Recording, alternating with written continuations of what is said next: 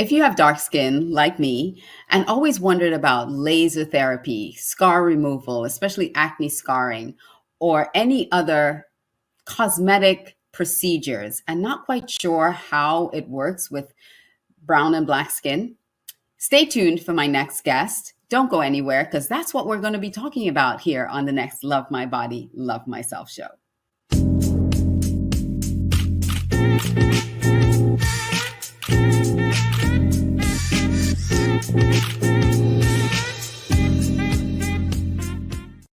Welcome to another episode of Love My Body, Love Myself show. And this is a show that I've been wanting to do for the longest time, to talk to someone about plastic surgery and cosmetic surgery, dermatology, and really dive into not just what's normal out there, what's the norm, because I wanted to do something for women of color, men of color too, women and men of color, because a lot of these procedures work well for certain skin types and don't always translate to darker skin tones. I'm super thrilled to have this conversation with Dr.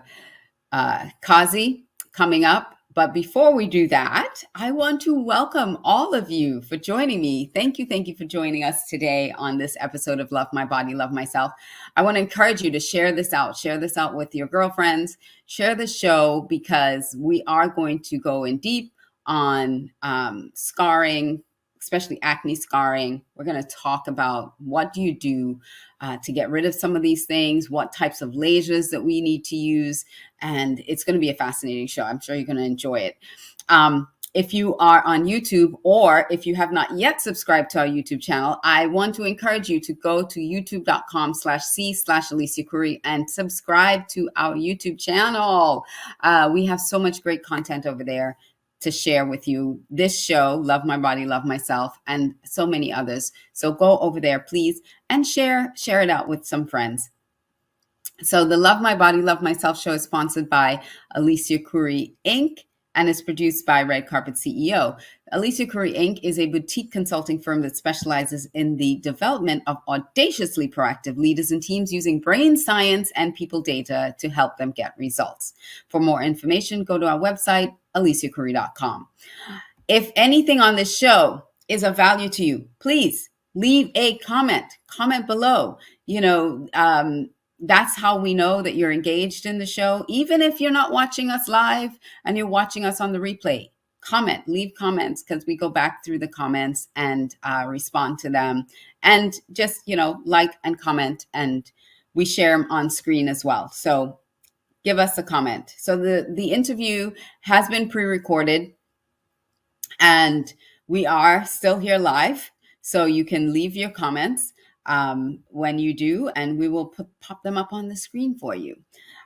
We may not respond to your question right away, but leave the question there anyway, because that's how we can go back in and respond to your questions. If this show has any kind of value to you, please let us know. Let us share that in the comments as well.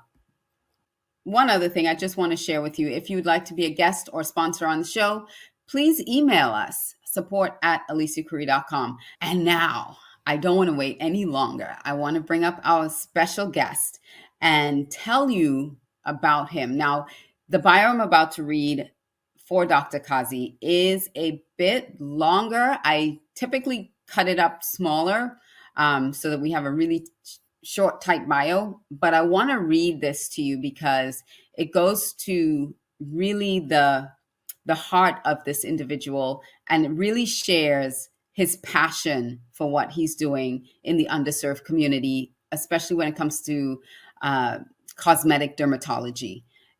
It's something that he suffered from, and he was looking for solutions. And I just want to read his entire bio to you. So stick with me on this, okay? So let me share Dr. Qazi with you. Nadir Qazi, DO, cosmetic surgeon and founder of Qazi Cosmetic Clinic. As a teen and young adult, Dr. Qazi suffered severe acne. The shame from the scars kept him as an introvert, hiding himself in his love of sculpture art.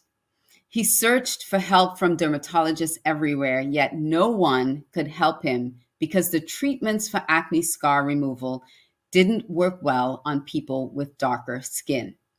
As he became obsessed with the sculpting the human body, he began studying pathology and all the things that can go wrong in a human when he discovered cosmetic dermatology as a profession. He realized he could combine his love for sculpture art and his desire to find help for people suffering from severe skin disorders like himself. Today, he is one of less than a dozen physicians across the country who specialize in acne scar removal for people with darker skin using a unique method that avoids the typical hot laser and usually goes under the skin manually to break up the scar tissue. He has also created nearly half a dozen proprietary treatments for underserved people with skin and body issues. His unique style is to focus on removing the barriers that prevent each client from seeing their own natural beauty in both men and women. Today, more men are getting treatments to reduce melasma, scars, and dry, weathered skin, hair loss, and other barriers to their natural good looks. Women are getting facial and body treatments that enhance their natural beauty rather than frozen faces, duck lips, and Kardashian like booties of the past. So I want to bring forth Dr. Qazi, but before I share our video, I want to let you know, yes, this show is typically for women, but this show, please share it out with other men as well, because men suffer in silence with some of the same issues that women do. And Dr. Qazi is one of them. And he wanted to come on the show to share with all of us that we don't have to do that. So welcome to the show, Dr. Qazi. Alicia, take it away. Welcome, Dr. Nadir Qazi. How are you today? Thanks for having me, Alicia. I'm doing great. Thank you so much. Now, we just heard your story as I read the bio, and acne scarring was something that you really struggled with. And I know that for many people of color, it is one of those things that they really didn't feel like there's treatment for it or options for it. So how were you able emotionally to deal with that? And then we'll talk about how you found kind of a way to treat it. Yeah, definitely. I mean, growing up, acne scars were, well, acne itself was an issue. And then the aftermath of that just lingered with me for a long time. And that's one of the biggest problems with acne scars is, as an adult, you're suffering from something that happened when you were a teenager, even, years and years later. And it can actually get worse as volume loss occurs. It starts appearing a little bit more. And so, I was suffering from the aftermath of it. First, you go through the struggle with acne, and then you have the acne scars. And Yeah, what I I remember found is, doing that too. When I was young, I had that, and then when I was pregnant, oh my gosh, it was the worst. Ah, yes, yeah, it flares up, and it's just like it's not your fault. It just hormonal changes, things like that happen, totally out of your control. You're like, people are like, oh, why don't you wash your face? You're doing all of that stuff. It's nothing that you're doing. It's just the hmm hormones are going nuts there. And so, but unfortunately, because of something like that, you're stuck with like the aftermath of that. And then people are now looking at your skin differently, which is not really fun. And the problem is that there's really not, or there hasn't been that great of solutions for people of darker skin tones. hmm People were lighter skin tones, you could jump towards certain lasers.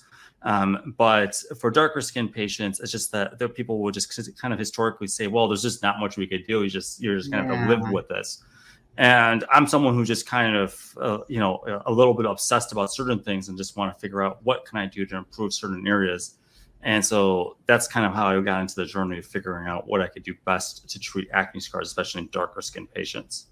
And while our demographic is women, men also have challenges with stubble, like ingrown hairs, and they have the scarring from ingrown hairs and things. So they wear beard because they can't actually go without it because of the scarring as well. So even if there's a man in your life, women and ladies, and you're watching, this is probably something that you can talk about solutions for that too, because ingrown facial hair is another way, aside from acne, of having those scars. Correct? Agreed. And I would actually argue that for men, it could be a little bit worse in some cases because essentially they don't have makeup to cover like pigmentation issues, for example. Or let's just say that's not something that's just readily socially available for men. Yeah. And, or, they just find that it's just something that they just don't feel comfortable doing for the vast majority. Yeah. And so, yeah, it's a little bit more complicated because they do realize that they have something, and people are aware of those type of things, and they realize the way someone's eyes shift and focus on the part that you feel a little bit hesitant about. Yeah. And you notice it, in the middle of a Yeah. conversation. Why is this person looking at that particular spot? It's They're because looking right at my flaw, and I don't want you to see it. yeah, and you notice it. You feel it. You feel the eyes kind of drift over there, and maybe it's unintentional on their part, but there's just a momentary thing. But you feel that conscious thing where, oh shoot, this is the spot that really bothers me. And so for some people, it's just like, what do we do about this now? That's in social conversations is constantly bothering me. Yeah. And what I found so fascinating about your background is that, art and sculpture is really your passion, and you were able to weave it into your own personal experience of having these acne scars to create a solution medically and dermatologically, and then using plastic surgery or surgical options, non-surgical options, to help people as well. Yeah, absolutely. I mean, when you look at it, and when that's kind of what I was doing when I was just learning through anatomy, it really is just art, essentially. Essentially, we could see which is different layers of the skin that we're working on instead of just a form of clay, for example.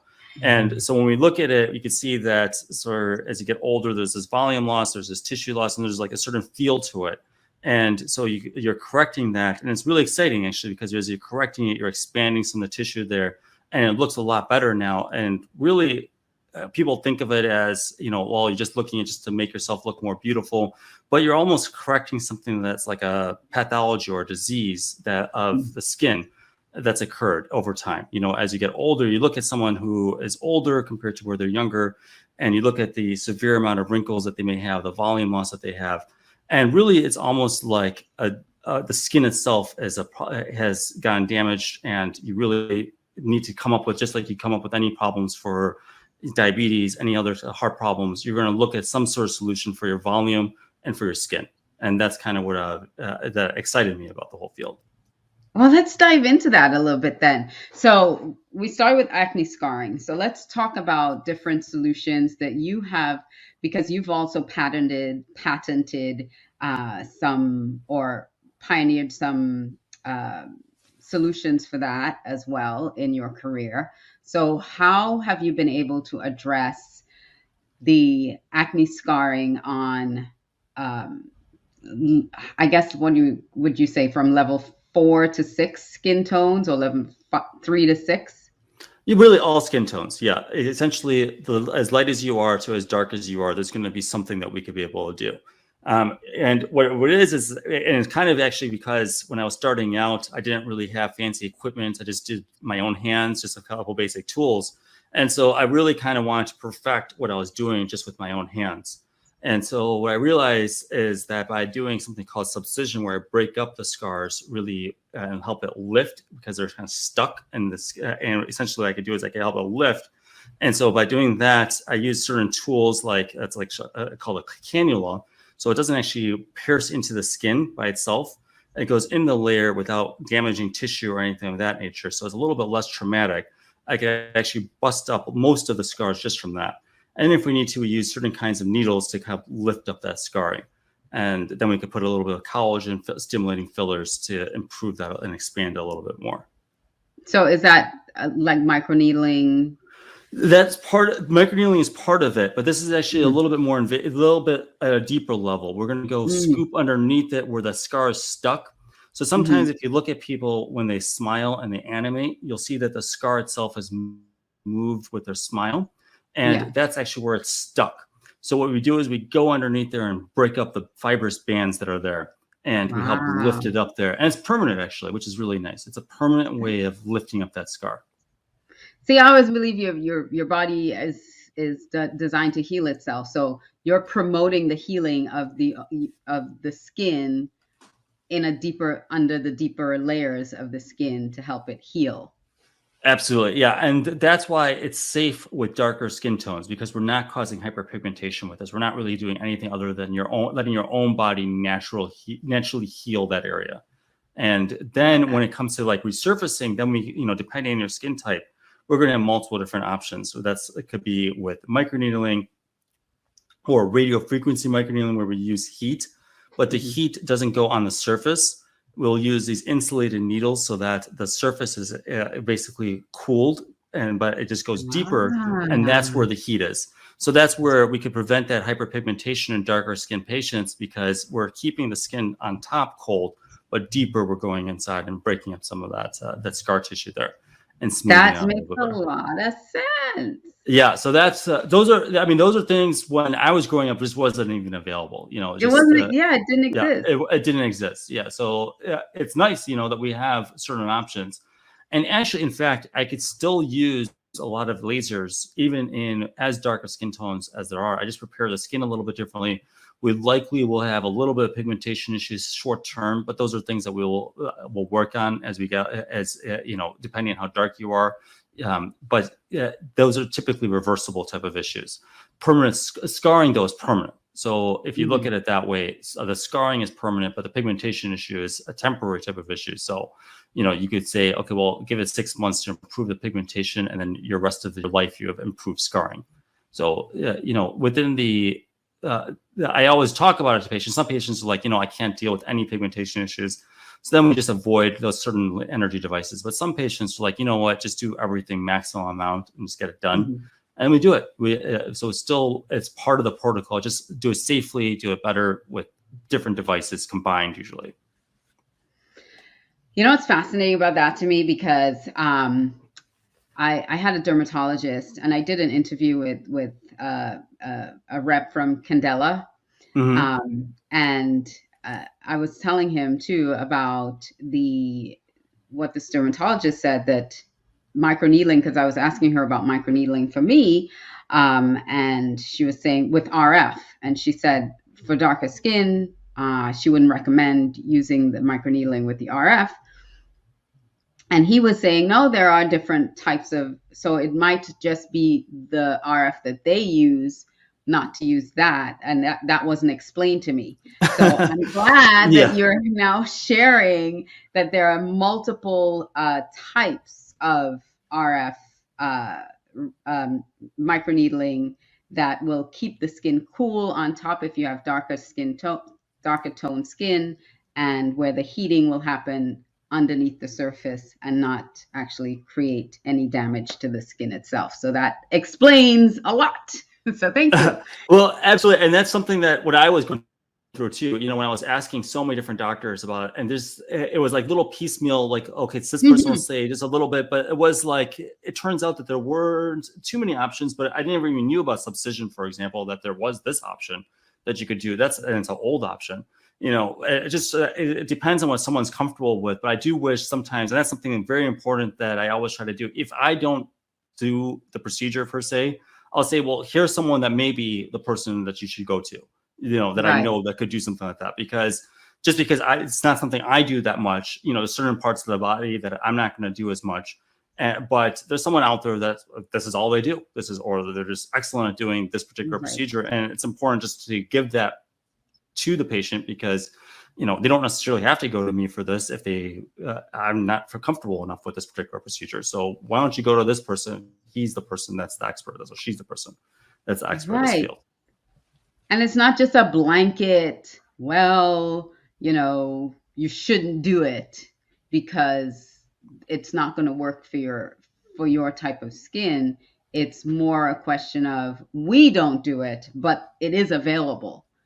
Definitely. And they may just not even know that that's the case, that some people just aren't aware of all the different technologies. There's so many different technologies. You mentioned, Candela was on your show, and they come up with different things all the time.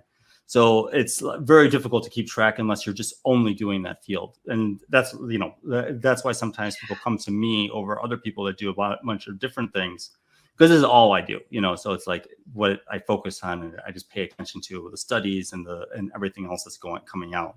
So, it's difficult if you're doing a bunch of other things to kind of pay attention to everything else. Because he did say, there's so much coming out and so many research papers and everything on treating the skin, and how the technology has advanced so much now in not just treating things, but helping the skin to repair itself, boosting the elastin, not just the collagen, because everybody focuses on collagen, but the elastin, that rubber band kind of bounce back of the skin that's really, they have a lot of studies coming out on how to really repair that elastin as well. That's amazing that you know about elastin that well, because my patients are always really surprised by this, because I always, they always talk about collagen, and I always, it's like, you need that elastin. It's so funny that you mentioned that, because that's actually really is critical, because that's the thing that really, you want it tighter. Like, who wants looser skin? So you want it tighter, and you want things that could stimulate elastin. And so you're absolutely correct. Not just everyone thinks, okay, collagen. Of course, yeah, that's great. But like, you want something to make it tighter. And that's where elastin is important. Yeah. And well, I am a makeup artist. And so a lot of people always want me to work miracles. I'm like, I'm not a plastic surgeon, I can't just make everything disappear. I can help cover things up a little bit and highlight certain other things. But, there's just the stuff that you guys could do is actually really close to, I mean, it's actually sometimes even better, because it's like, wow, how did that transformation occur? Really, just how did that and they claim it's not like no photo tricks or anything like that. Just with, I'm gonna say, wow, that's an incredible amount of transformations actually that sometimes that you could do with just makeup itself. It's crazy. Just makeup. And you could actually learn a lot from our field, from makeup artists actually, because just the way that I think makeup artists, the way the contouring occurs, really have a good understanding of way light and shadow affects your face.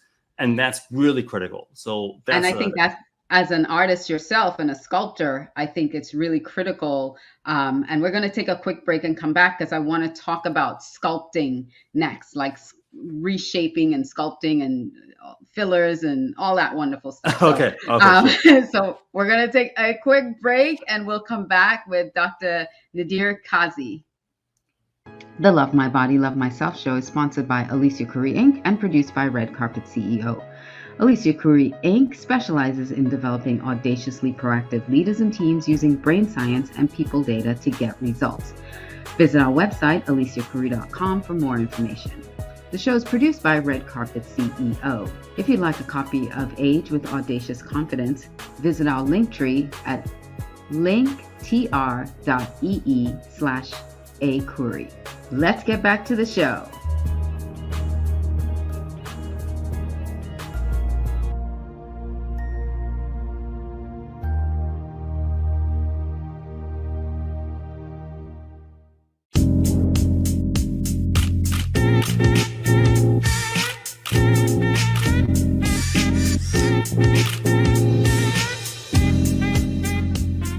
And we are back with Dr. Nadir Qazi, and we're talking all things skin, dermatology, and especially for darker skin tones. That's what we talked about in our first segment. So if you missed that, go back and watch it again.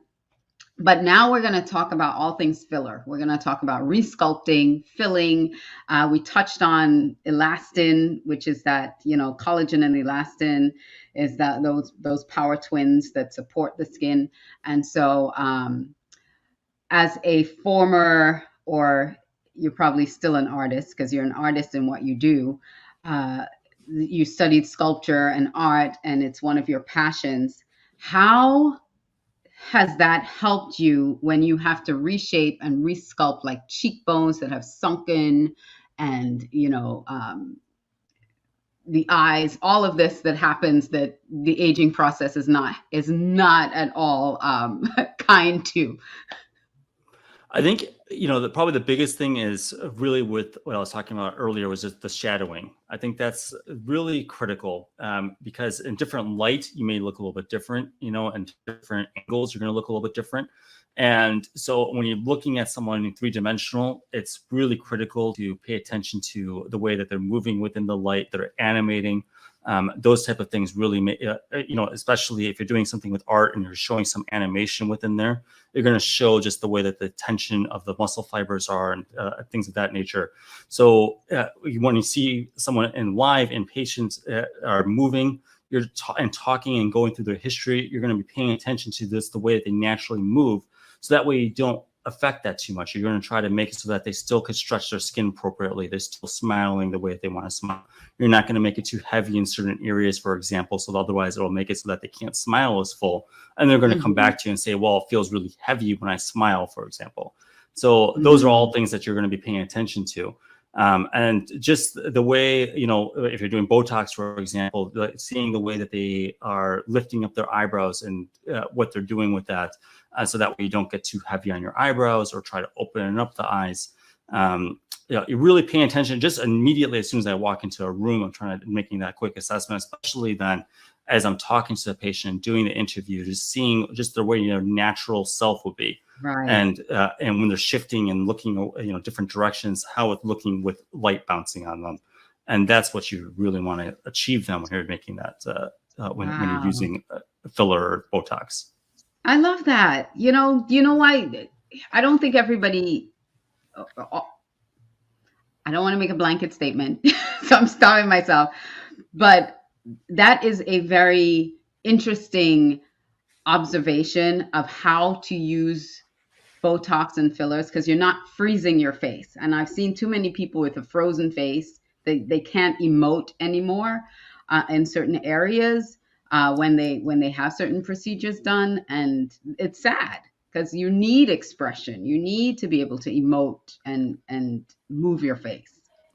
And right. And that's why you can't just have like a cookie cutter approach when you're doing each thing, because every single person, there's multiple different ways of animating your forehead, for example, and just depends on your own natural anatomy, the way your muscle fibers are. So you're always looking at the way someone's using those muscle fibers, and you're paying attention to that. So you don't just freeze it. And, it may work for 70% of patients, but there's another 30% who is just going to be awful for them if you do that exact same way. Well, that's going to be problematic down the line.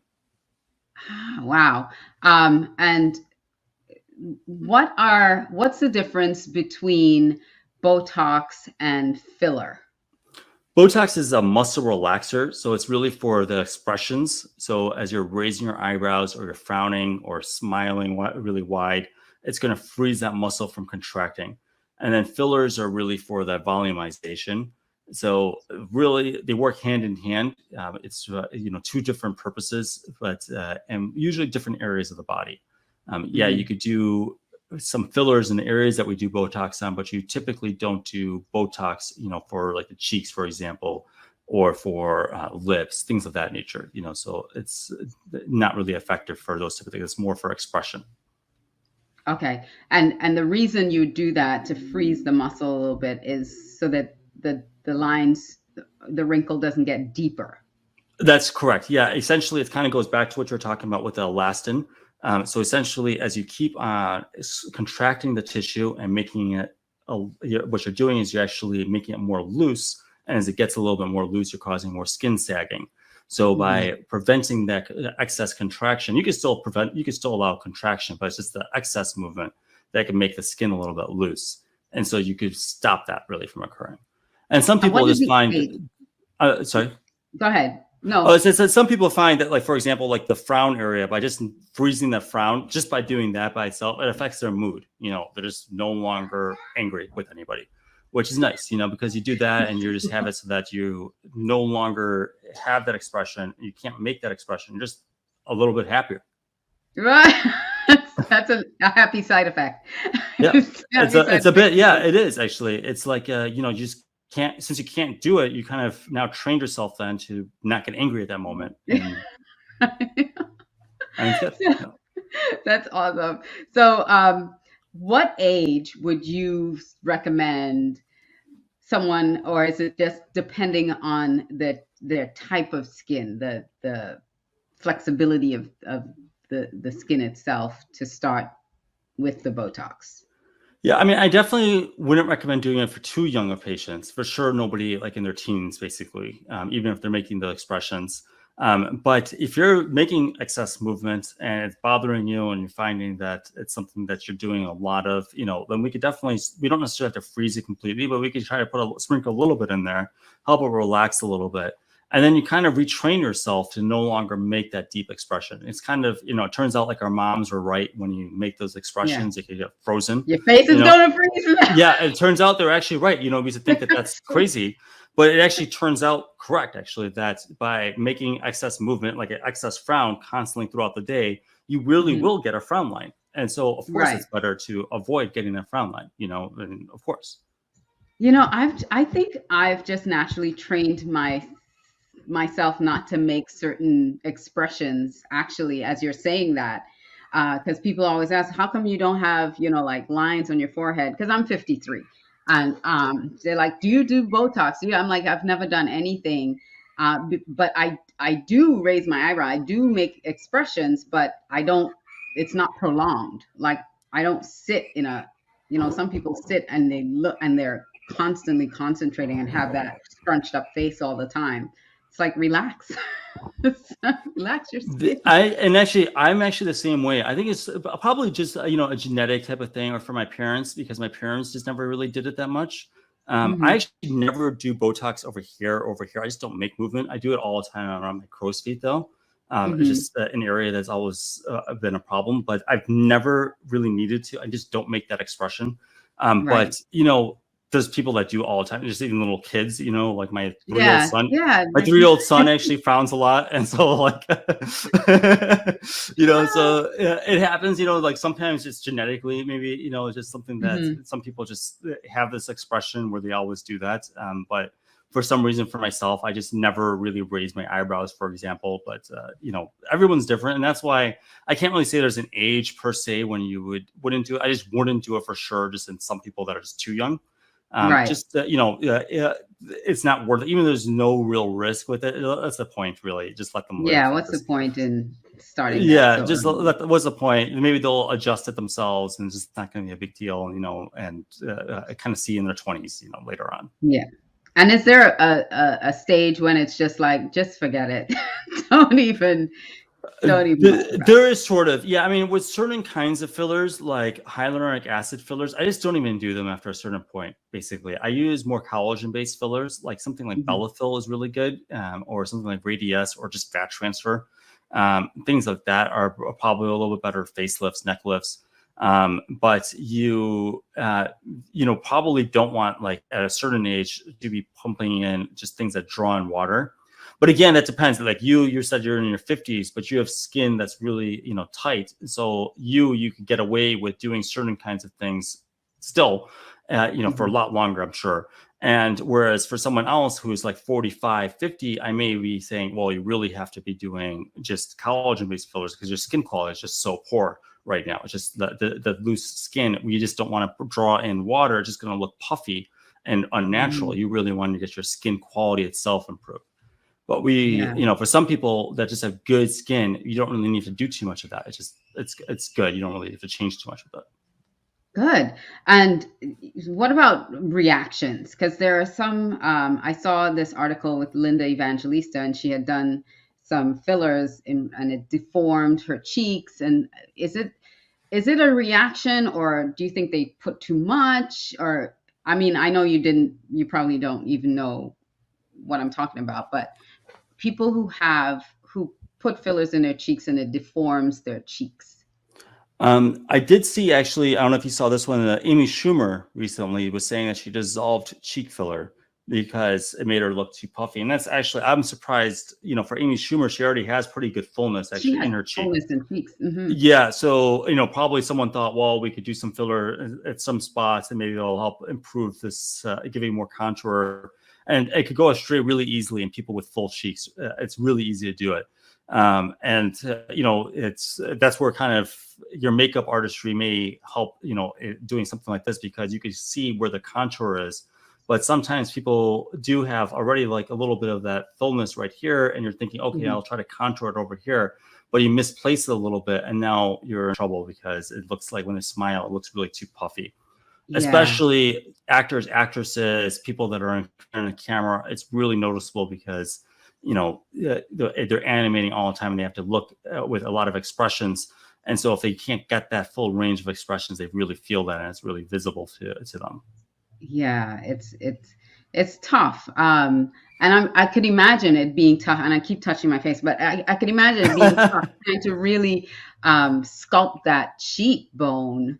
I mean, not the cheekbone, the cheek, the like fill it out here when you start losing volume, because it can really easily look unnatural. Yeah, and bear in mind, every ethnicity is different, and actually, it really matters, and you have to pay attention to what people's ethnicity is. I know so Mhm. some people that just kind of think that, well, it's just a jack of all trades, it's basically a one size fits all, I should say, Right. where essentially, we learn one way, and this is the way to kind of do it, and you don't really delve too much into different ethnicities, but it really does matter. The way that the bone structure is, the way the fat distribution is totally different for a Korean compared to Northern European, Scandinavian patient. Totally different way of the fat distribution and the bones. Mhm. The density of the bone is different. So, and you have to pay attention to that. You have to know that because it's two totally different areas that I'll place that filler. Totally different ways of layers that I would do it. And Mhm. so those kind of things really do matter, and it's important to kind of pay attention to those type of things. Because if you're doing it just like the way you're just trained, which is typically just only in Northern European, that's the way you're supposed to be That doing skin it. structure, that bone And that's structure. the way the books are.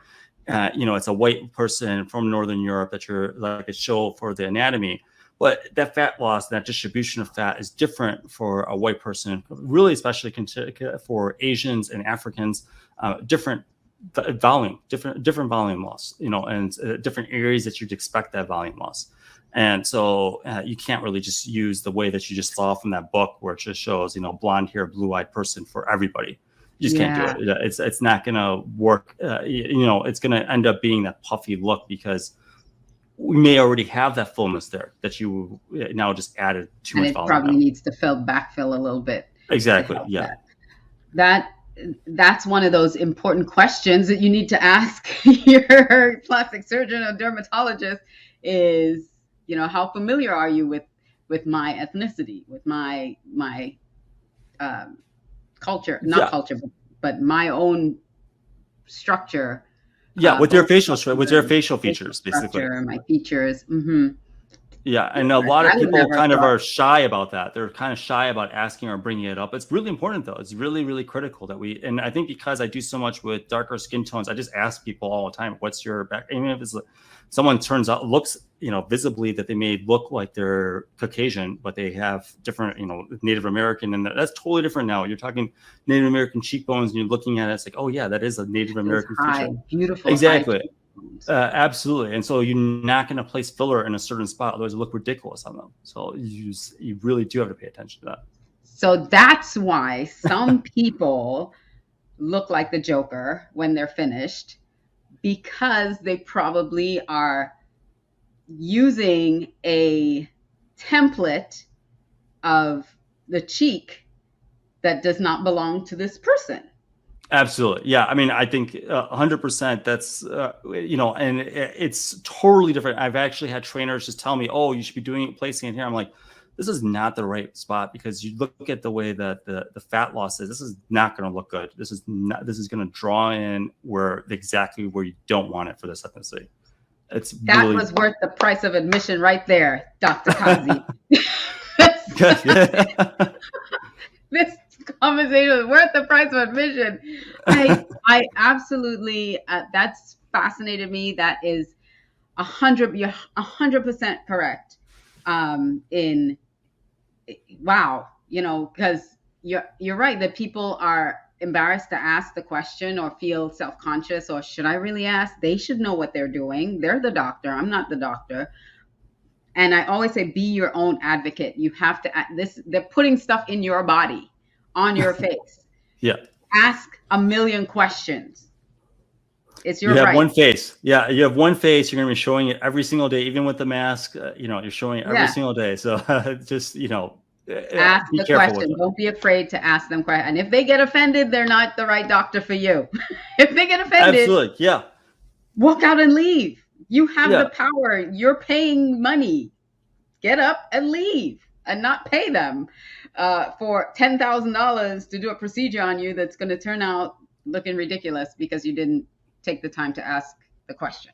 So Absolutely. thank you. Thank you. How can people get in touch with you? How can people reach you if Well, they they could have definitely go through questions? our website at kaziclinic.com or reach us by social media like Instagram, just at Dr. Qazi. Okay. Thank you. Thank you so much. I so appreciate you Appreciate coming it. Thank on, you. and hopefully we could do this again. I know we just had Definitely. a short time, but I would love to have this conversation again and get a little bit deeper. Thanks so Because much. I Take know when care. this airs, people are going to have questions. So I want to be able to answer. I can't answer those questions, but you can. All right. Appreciate it. Thanks so much. Thank you. Take care. Thank you. That was an amazing, amazing episode. You know, a couple things that I really want you to take away from that is that you don't have to suffer in silence. Ask questions when you go in for any of these procedures. Dr. Qazi laid out some very important things that we need to ask to make sure that they understand not just our bone structure, they understand our heritage, and that whoever you're choosing to do whatever procedure on you understands your skin type and your skin tone, so that they're not using the wrong equipment on you that can end up burning or creating more harm than good. So make sure you ask a lot of questions, take into consideration you have to be the best advocate. I say this all the time. You have to be your best advocate when it comes to these things. And so research your cosmetic dermatologist, find out if they work on skin that's like yours and what procedures they use.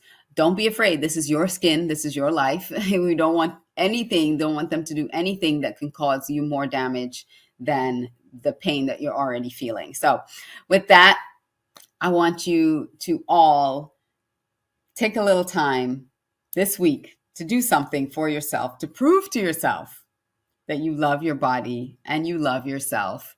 So I'll see you next time on another episode of LMBLM. Mwah.